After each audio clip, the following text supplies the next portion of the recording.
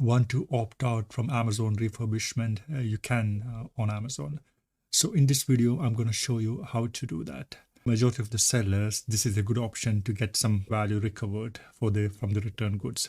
For example, if it's just an open box or maybe some minor scratches, in that case, you can get some value out of it.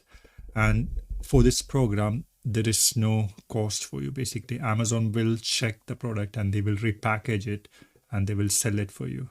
Let me share my screen. And by the way, my name is Seb and I'm the founder of Retail-Outsource. To start with, you have to go to Seller Central and click on Fulfillment by Amazon. That will bring you to this page. And you have to scroll down a little bit and you can see automated unfulfillable settings. So click on that. So basically there are 4 options within Amazon. So that's refurbishment, liquidation, either return back to your warehouse or dispose it. For dispose, there's a fees. For returns, again, there's a fees. For liquidation, there's a fees. For refurbishment, there is no fees. Let me show you as well how it looks like from the front end. So for example, if you are going to a listing and you can see from here, new and used from.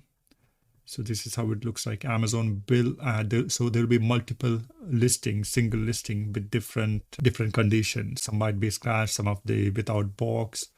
So you will find a lot of different listings under the same ASIN. And if you want to disable it, for example, if you want to protect, if you want to just sell the new one, you can disable that. So click on automated unfulfillable settings. And then from here, you can just untick this refurbishment option. And if you want to disable liquidation, and you can do that. And if you want to exclude any of the ASINs, you can create a list as well to exclude any specific ASINs from the list.